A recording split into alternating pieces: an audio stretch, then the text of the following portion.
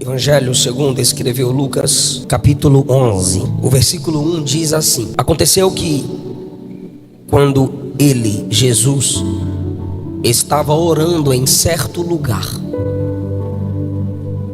ao concluir, um dos seus discípulos lhe disse: Senhor nosso, ensina-nos a orar, assim como João ensinou a seus discípulos. Eu tenho visto que muitos cultos públicos se fazem, muitos ambientes de reuniões públicas se desenvolvem, se abrem, se enchem, e estamos a cada dia desenvolvendo mestres na palavra, ministros de louvor, crentes com desejo de experiências com Deus. O sensacionismo, que é uma crença fortemente divulgada, difundida entre os nossos irmãos reformados, não todos, mas a maioria, a crença de que a contemporaneidade dos dons espirituais e milagrosos não é verdade. Essa crença não é bíblica. E ela não conseguiu, graças a Deus, no coração da maioria dos crentes, matar o desejo por experiências com Deus. No interlúdio místico de 2 horas, num ambiente como esse, onde cada canção nos faz lembrar de Deus, cada pregação nos faz lembrar do céu, cada testemunho nos desperta para o reino de Deus, o coração aquece. Eu quero isso para a minha vida.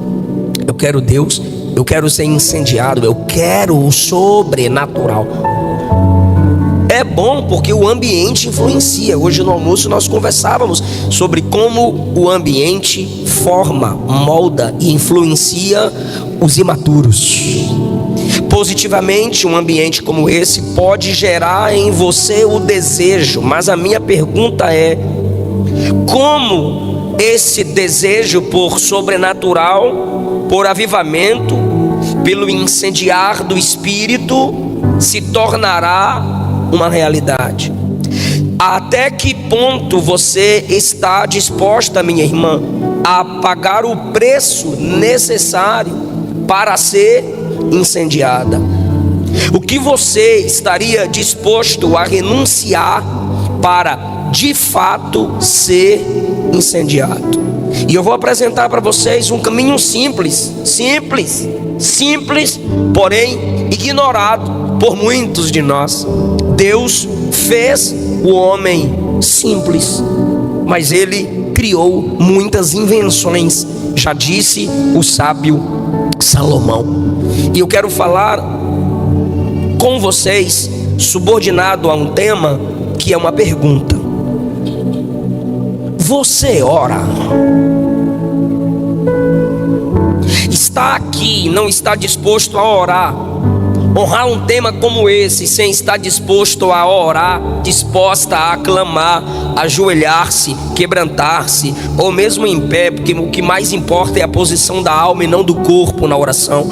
Mas se esforçar para aqui estar, desejar isso e buscar o sobrenatural, ser incendiado e não orar, você está perdendo o seu tempo. Lucas 11 é um registro da oração. O versículo 1 diz que Jesus está orando num certo lugar. Diz que quando ele acabou de orar, um dos discípulos lhe fez um pedido maravilhoso: Senhor, nos ensina a orar. E quando esse camarada pediu para que Jesus lhe ensinasse a orar, Jesus então lhes deu princípios de como construir uma vida de oração. E esses princípios perpassaram tempos e estão conosco até hoje, pois foram princípios de Cristo. Depois, os irmãos que já leram esse texto percebem que no versículo 9, Jesus incentiva a oração. Ele não apenas ora no versículo 1, ele dá incentivos para que oremos. Ele diz no versículo 9: pedi e vos será dado. Buscai e encontrareis, batei a porta e se abrirá para vós. Porque todo o que pede recebe, o que busca encontra, ao que bate se abre. Jesus está incentivando os crentes a orarem, mas ele também, enquanto está dando os princípios da oração, ele está falando sobre o maior propósito de se orar. Não dá para ler Lucas 11 e isolar até o versículo 10, como se ele estivesse falando para qualquer tipo de gente, orar por qualquer tipo de propósito, como se a oração fosse uma caixinha mágica de onde de lá sai o Aladim, piririm, pim, pim, pensa que tu quer que eu estou aqui. Como se a oração fosse uma varinha mágica e é só usar o nome de Jesus e acontece. Não, ele está dando os princípios da oração. E como que ele conclui o princípio da oração? Versículo de número 13: se vocês, sendo maus, sabeis dar boas dádivas aos vossos filhos, quanto mais o vosso Pai que está no céu, que dará o Espírito Santo àqueles que lhe pedirem. Ele está orando no 1, ele manda pedir no 9, ele manda pedir no 10. Ele conta uma historinha nos versículos 10 e 12 sobre pedido de um amigo ao outro amigo. E quando você pensa que quer pedir tudo, pedir de tudo, pedir qualquer coisa a qualquer hora, ele diz que a prioridade na vida de oração é receber o Espírito. Pergunta para mim por quê? Porque se nas suas buscas, na sua vida de oração, você não busca o enchimento do Espírito, a direção do Espírito, você terá mais orações negadas do que respondidas. Todos aqui já tivemos orações não respondidas. Por quê, pastor? Porque oramos fora da direção, oramos fora do propósito. Pastor, eu já tive muitas orações respondidas. É porque o Espírito te conduziu a se conectar à vontade de Deus para a sua vida. Agora é um mistério que eu não posso te explicar. Chegar no céu, tu pergunta para Jesus se for possível. Por quê? Porque se é o que o Senhor quer fazer, eu tenho que orar. É lei, lei estabelecida, regra estabelecida pelo nosso Deus. Ele não fará nada de grandioso na terra se a igreja na terra não orar. Ele não vai te incendiar, não vai te batizar, não vai te encher, não vai te usar, não vai. E já vai, a mensagem já vai começar com polêmica. Sem oração nem salvação existe. Ninguém aqui pode ser salvo sem orar. E quando eu digo ninguém, eu estou falando você que está desviada, desviado, você que é do diabo, você que está no caminho largo, você que faz parte de falsas igrejas, de falsas religiões. Sem orar, clamar a Cristo, você vai para o inferno. E eu vou provar na Bíblia. O primeiro ponto da mensagem é: o Salvador está orando. Eu vou perguntar para quem está comigo: quem está orando aqui? Ô povo inteligente, o Salvador está orando. Quem está orando aqui? O Salvador. Se o Salvador, que é o Salvador, está orando aqui, como que o homem pode ser salvo sem orar? Jesus orou em Lucas 3 no batismo. Jesus orou em Lucas 10 para escolher os discípulos. Jesus orou em Lucas 9 no Monte da Transfiguração. Antes que Pedro confessasse: tu és o Cristo, Filho do Deus vivo, Jesus orou. Jesus orou em Lucas 11. Jesus orou no Getsemane antes de ser preso. Jesus orou na cruz. O Salvador orava. Aí me vem duas perguntas à mente: por que você quer ser salvo sem clamar? Por que você acha que pode ser salva sem orar, sem humilhar-se diante de Deus? Eu não estou falando aqui a pagãos que nunca ouviram o Evangelho. Eu estou falando a pessoas que cantam nossas músicas. Eu estou falando de gente que gosta de nossas mensagens. Como que o homem pode ser salvo sem orar? É claro que eu defendo a salvação pela graça. Eu não tenho nenhuma dificuldade de afirmar que ninguém será salvo por suas orações. mas eu também não posso afirmar que alguém pode ser salvo sem orar.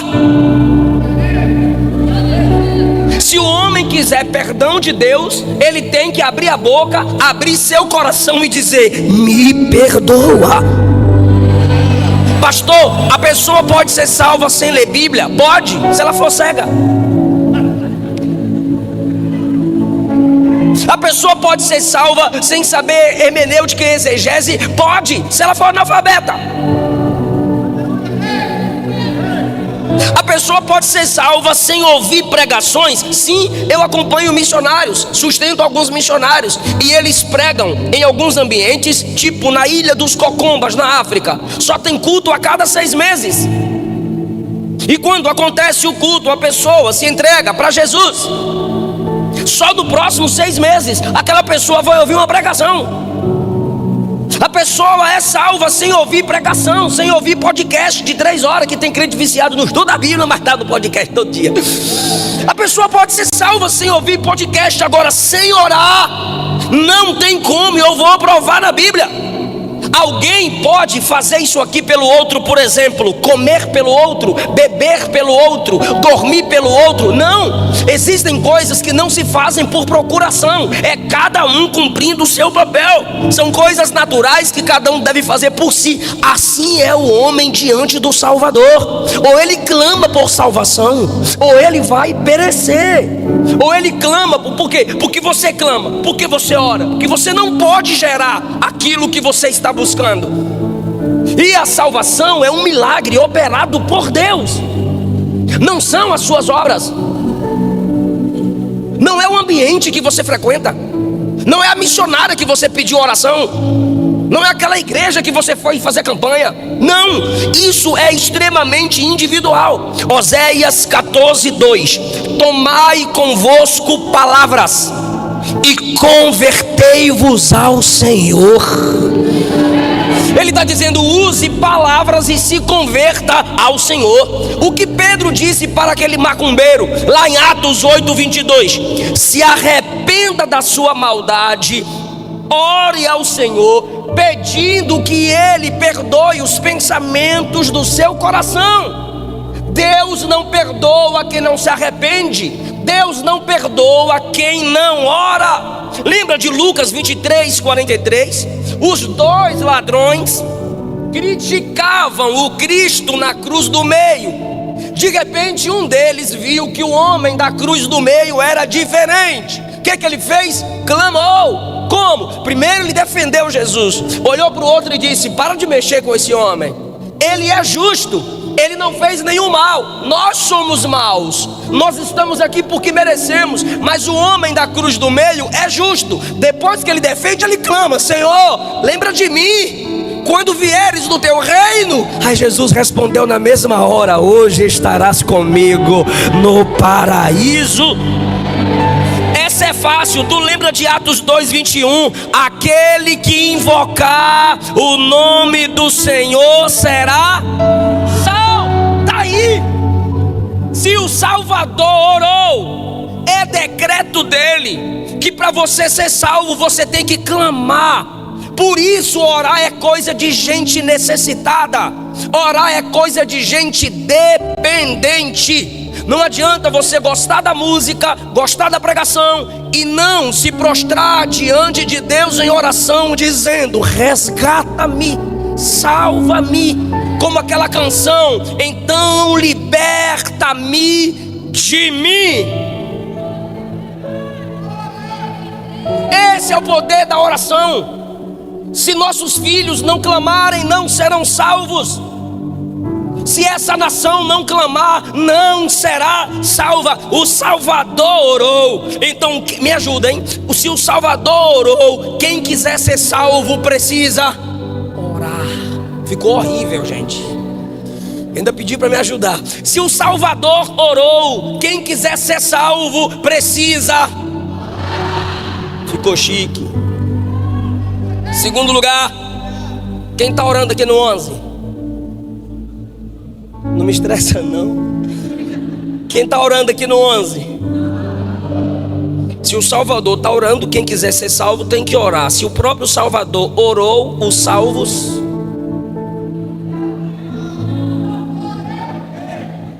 quem é salvo, ora. Repito, eu não estou falando a pagãos que nunca ouviram o evangelho. A quem muito é dado, muito será cobrado.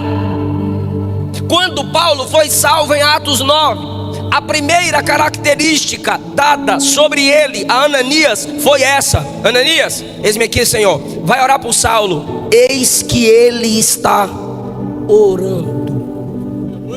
Como é que Ananias vai discernir que aquele cabra agora é crente? Porque ele está orando.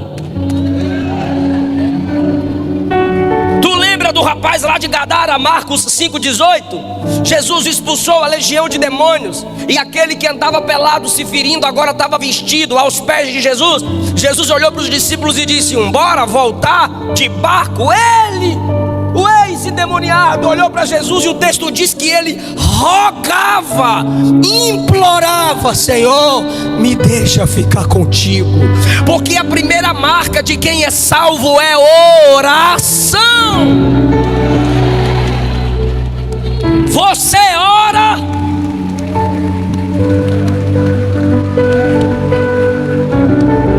se você não ora, desculpe, você não é salvo. Ore para Jesus te salvar. É a marca de quem nasceu de Deus. Escute os missionários e eles vão lhe dizer que em várias partes do mundo, onde houver conversões, como está acontecendo na África, Nova Zelândia, interior da China, Índia, quando as pessoas se convertem a Cristo, no próximo culto elas chegam mais cedo para orar. A primeira coisa que elas fazem em casa é abandonar os ídolos e orar. O primeiro ato de uma criança ao nascer, chorar. O primeiro ato de fé de quem foi salvo, orar. A oração é para a fé o que a respiração é para a vida. Como um homem pode viver sem respirar? Está além da nossa compreensão. Então como que um crente pode viver sem orar? Assuma que tu está desviada. É melhor o inimigo declarado do que o inimigo disfarçado de amigo. Se tu não ora, tu não é crente. Você não ama a Deus. Se a minha esposa levanta e não fala comigo, vai almoçar, não fala comigo, dirige comigo, não fala comigo, vai trabalhar, não fala comigo, vem pro culto, não fala comigo, eu vou dizer: você tá doida? Você tem problema? Onde há comunhão sem diálogo?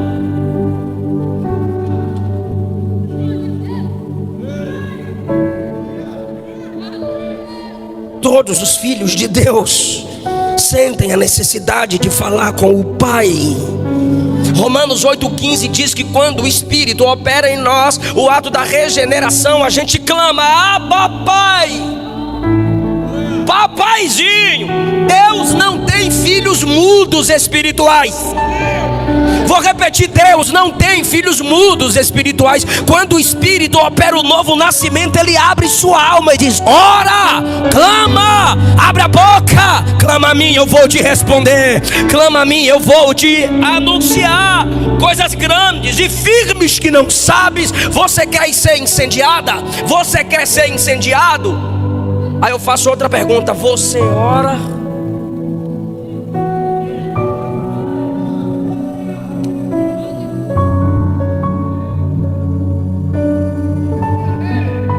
Tem uma classe que não ora na Bíblia. Até demônio ora, irmão. Lá em Gadara, os demônios imploraram: não manda nós pro abismo não, Senhor Santo, Filho do Altíssimo. Manda nós pros porcos. Tem crente pior que demônio, meu Deus do céu. Demônio orando. E tu é crente e não ora?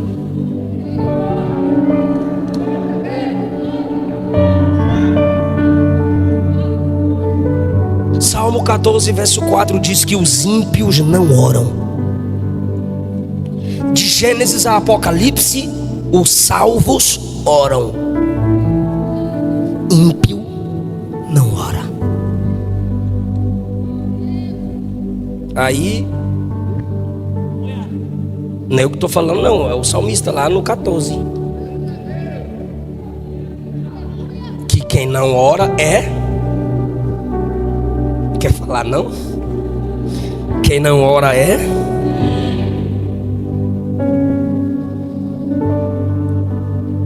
Aconteceu que quando ele estava orando num certo lugar, Jesus tem um certo lugar para orar se torna um lugar certo.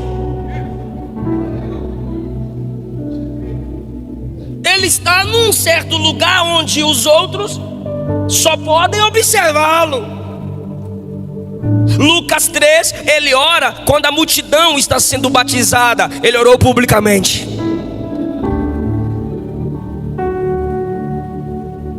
Lucas 9, ele subiu o monte para orar com os discípulos. E Lucas 11, ele está orando num certo lugar. Ele está orando secretamente. Você ora publicamente? Misericórdia, pastor, eu tenho vergonha de orar publicamente. O sangue de Jesus tem poder. Mas quando o pessoal da mídia vê com o celular pertinho assim na tua cara, eu tô...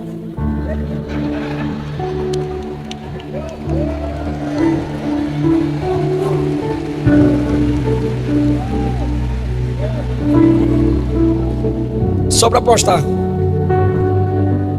Jesus orava publicamente.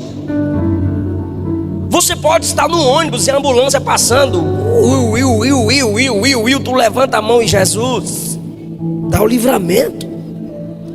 Aí os ímpios vão falar duas coisas de tu: ou tem fé ou é doido. Orar publicamente atrai o olhar dos ímpios. Por quê? Porque orar publicamente é evangelístico. Você está mostrando que tu tens um Deus que é invisível, mas é real, é onipresente.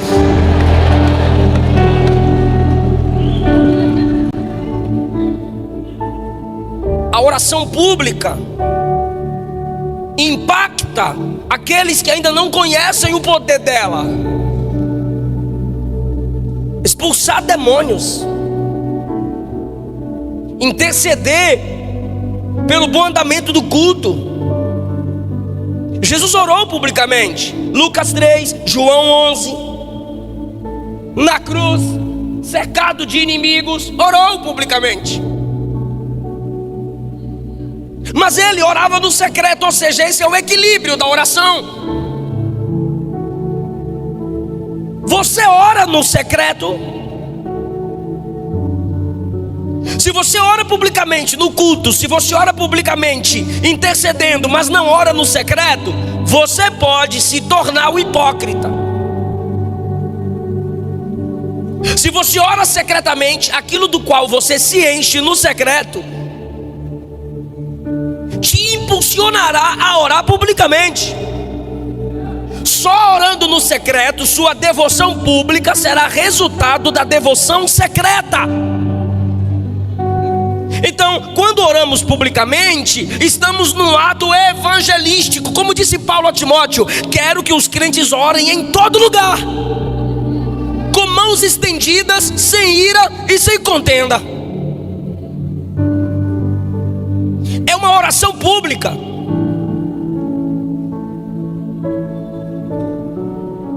E a oração secreta? Você tem seu cantinho. Moisés tinha sua tenda portátil. Elias tinha sua caverna. Jonas teve o ventre do peixe. Abacuque teve sua fortaleza. Isaías teve o templo. Jesus tinha o monte. Paulo teve as prisões à beira do rio e o navio. Você pode parar a sua moto. Você pode parar o seu carro. Você pode, no intervalo do seu trabalho, ir ao telhado, como fez Pedro, ou ir ao porão de uma casa ou de um navio, sei lá. Mateus 6, Jesus disse: entra no teu quarto e fecha a porta. A palavra quarto ali é aposento, qualquer lugar secreto. O segredo da oração é a oração em segredo. No diálogo com Deus, você vai se desenvolvendo na comunhão. É falar com Deus, irmão. Por que a gente quer enfeitar as coisas? Já vi crente indo orar, querendo pregar para Deus, dar aula de teologia para Deus. Não, irmão, fala com Ele, com todo o seu coração, mas fala tudo. Jesus está orando num certo lugar. Olha essa lição agora. Primeiro é que o Salvador orou. Segundo, Ele está orando num local determinado. Terceiro, o respeito pela oração. Ao concluir a oração, um dos discípulos lhe disse, ao concluir, ninguém o interrompeu enquanto ele não acabou de orar. Não importa a intimidade que você tenha com quem está orando, respeite o ato de oração alheio. Isso acontece nas Assembleias de Deus, eu não sei aqui. E eu sou assembleano e isso me estressa. A gente está lá orando com as irmãs do coque. Aí de repente chega uma classe com a baqueta na mão rodando assim, ó. Aí senta na batera.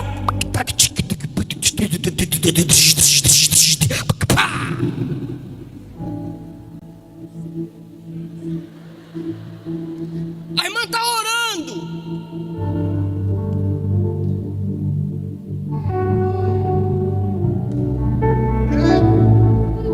O marido está orando. A irmã chega. Papapá, meu bem, telefone.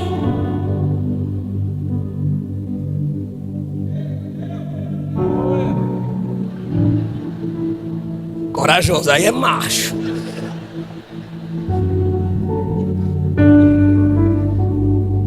A esposa está orando, o cara chega lá, não consigo fazer o leite do neném aqui não, me ajuda aqui.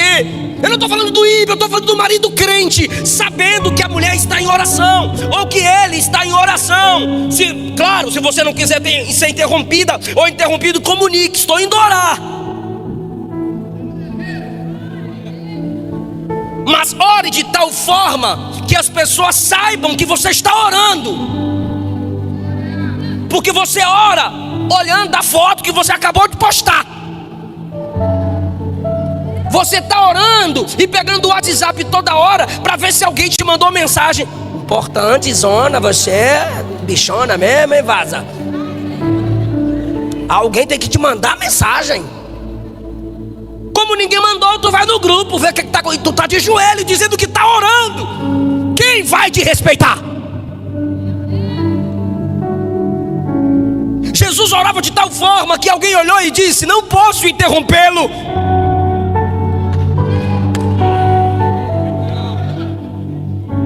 Você ora como se estivesse diante de quem? Martin Lloyd Jones disse: quando vires alguém orando, não o interrompa.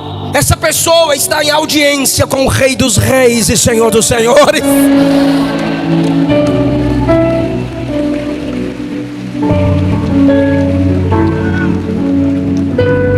Ele está na sala do trono, irmão, na presença do Todo-Poderoso. Quando Jesus acabou de orar, um dos discípulos, eu quero ajuda, é sério, estou cansado, eu quero ajuda. Quantos discípulos Jesus tinha? 12. Mas aqui do texto, quantos foram pedir para aprender a orar?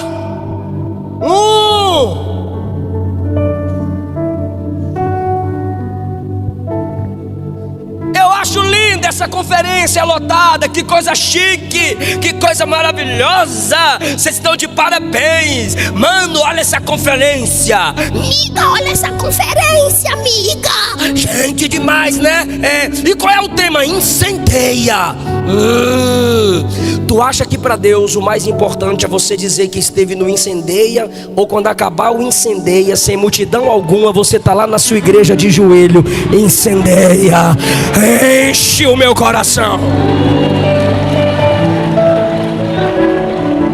Sabe por que a casa está lotada? Porque não é convocação para orar. faz congresso, lota. Faz conferência, lota. Traz cantor, pregador famoso, lota. Faz acampamento com piscina e churrasco, lota. Marca para orar. Jesus ficou 40 dias na terra. A Bíblia diz que era multidões. 1 Coríntios 15 diz que ele apareceu a mais de 500. Em Atos 1, até Atos 1, era mais de 500 pessoas. Jesus subiu no 40º dia depois que ressuscitou. 10 dias de oração. Quantos dias? 10 dias de oração. Jesus sobe no 40º. O Espírito Santo desce no 50º dia após ressurreição. 10 dias de oração. Os 500 de Atos 15 virou 120.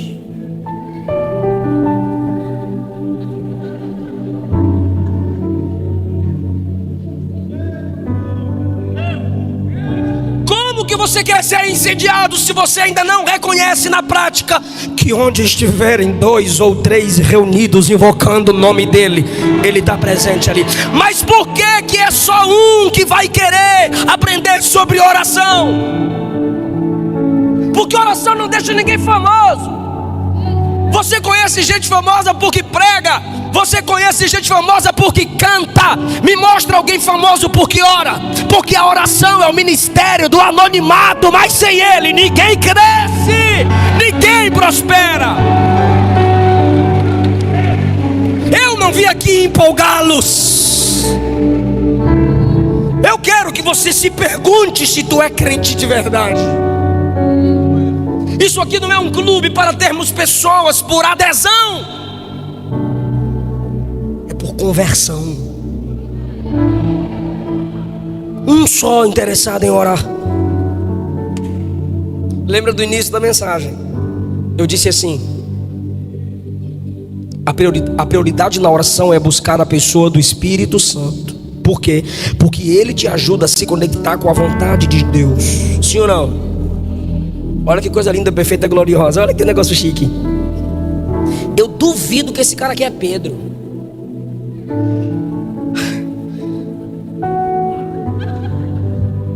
Quem já estudou sobre Pedro sabe que Pedro chegaria assim, ó: Senhor, passa a senha aí, pá. Se tu já leu Mateus 26, tu sabe. Ó Senhor, ninguém gosta de orar não, mas fala pra mim qual é o segredo de ficar tanto tempo assim orando. Que coisa linda é essa que quando o Senhor ora, seu rosto se transfigura, igual no capítulo 9. Não, só pra mim, pros outros não. Mas olha como é maravilhoso. Quando o cabra já tem desejo por orar, ele já está entrando na dimensão do coração de Deus. Eu vou te provar no texto. Senhor, ensina-nos. Deixa o ensina comigo e tu fala nos. Senhor, ensina. Ele poderia dizer ensina-me.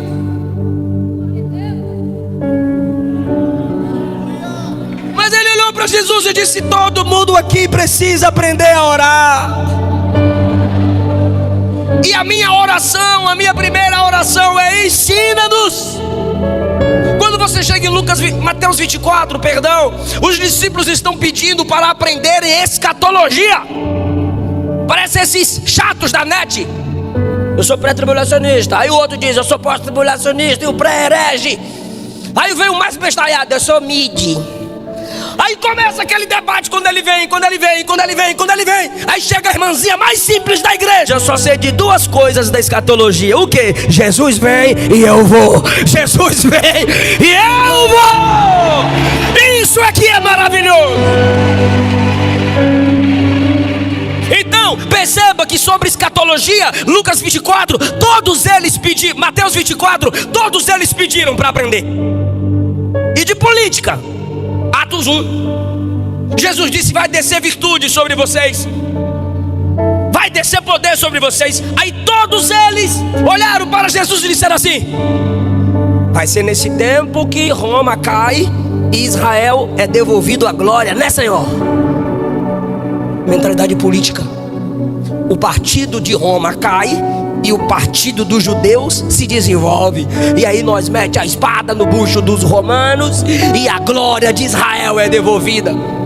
Para falar de política, todos. Para falar de escatologia, todos. E quando Jesus disse: um vai me trair?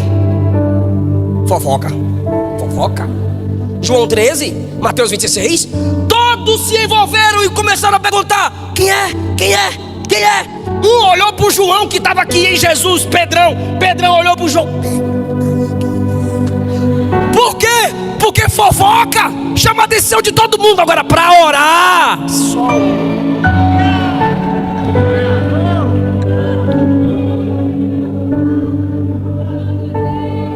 Mas olha a humildade dele, Senhor. Ensina-nos. Essa vai ser a primeira vez que eu vou pedir para tu dar glória. Porque intimidade forçada é estupro. Eu não vou forçar tu sentir Deus. Se tu ora, tu já está sentindo o que eu estou sentindo aqui. Essa vai ser a primeira vez que eu vou pedir para tu dar glória. Quer ver como é que eu peço? Quem está preparado para dar glória? Então tá bom, continua assim, hein? Olha isso. Senhor, me ajuda de novo. Senhor, ensina. Eu estou dizendo que ele já estava na Conec. Ele olha para Jesus e diz: Senhor, ensina-nos a orar. Eu imagino Jesus olhando e dizendo: gostei. Gostou, Senhor? Por quê? Você já está dentro do meu propósito. Por quê? Porque eu vou ensinar vocês a orarem. Quando forem orar, orem assim: Pai nosso. E o pão é nosso, e o perdão é nosso, e o livramento é nosso. É nosso, é nosso, é nosso. Aleluia. Quem ora não tem orgulho na alma. Quem ora pensa no outro. Quem ora enxerga o outro. Quem ora pensa no outro. Vou perguntar de novo: você ora por quem? Por quantos? Porque se você não ora, não tem nós. É só tu. Quão grande és tu na frente do espelho, tu canta. Lindo, lindo, lindo é na selfie. Ainda faz biquinho. Não tem nós em suas orações. Quanto mais perto de Deus, mais você pensará nas pessoas. E não vai desistir por causa de deslealdade. Não vai desistir por causa de traição. Pastor, eu estou orando. Pastor, eu estou orando para Deus me livrar do Judas. Sai de ré, Judas. Sério? A questão é que Judas traiu porque não orava. Quem orava era Jesus e foi traído.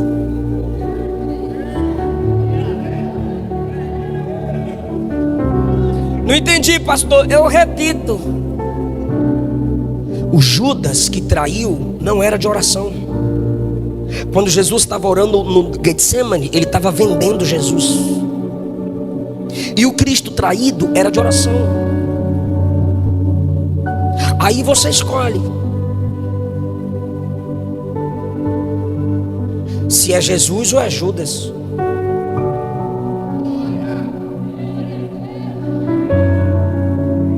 Eu quero ser Jesus, pastor.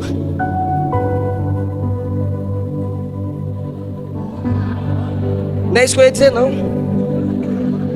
Vai ser traído. Vai ter deslealdade. Vai ter ingratidão. E um dos motivos pelo qual Deus permite isso é você aprender a não viver sem orar. Não, pastor, mas eu orei e eu sofri com isso. É, porque a oração não é para te livrar dos desleais.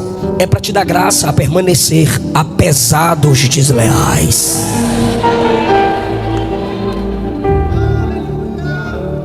Abel teve Caim. Abraão teve Ló. José teve seus irmãos.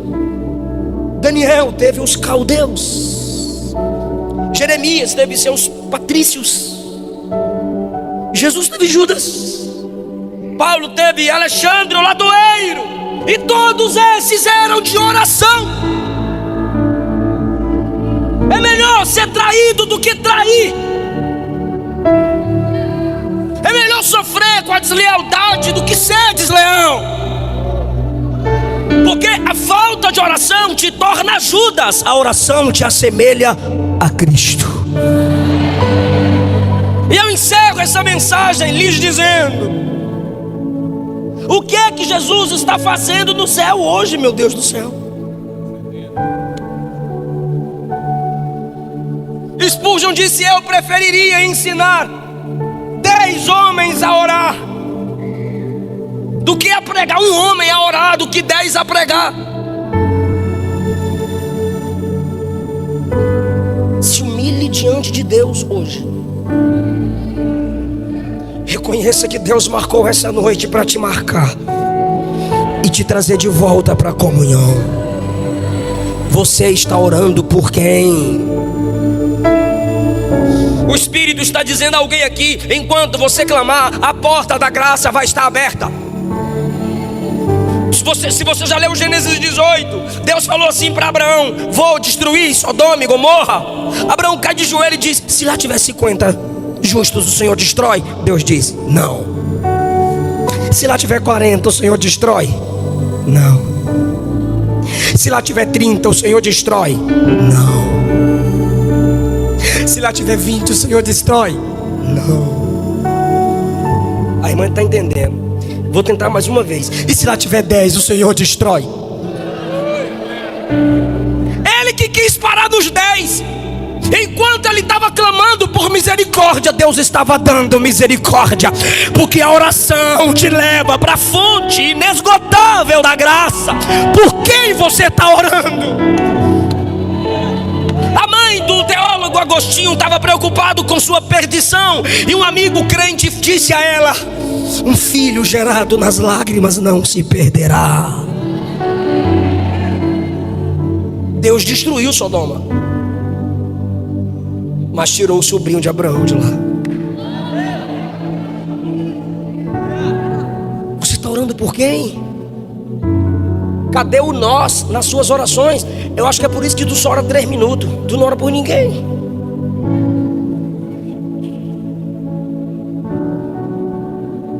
Lembra de Isaías?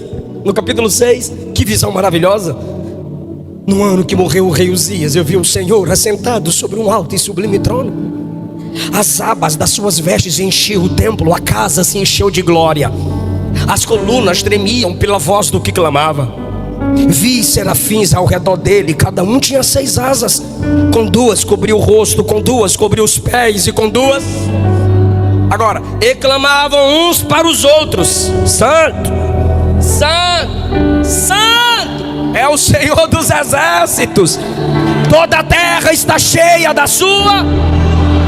Me responda por favor, essa visão é maravilhosa, sim ou não? Mas quando ele está diante de Deus, Deus o leva para as pessoas. Ele diz assim, ó: eu ouvi uma voz que dizia: a quem enviarei? E quem há de ir por nós? Será que é por isso que tu tem medo de orar? Porque quanto mais orarmos, Deus nos responsabilizará. Por quê, pastor? Porque Deus não dá responsabilidade para quem não tem unção. Deus não envia para ganhar almas quem ainda não conquistou o coração dele. Quanto mais perto de Deus, mais perto das pessoas você estará. Se essa palavra aqueceu seu coração, não esqueça de deixar o seu like, se inscrever no canal e escrever nos comentários o que mais falou com você. Envie essa mensagem para alguém especial. Até logo, e que o amor de Cristo te envolva cada dia mais.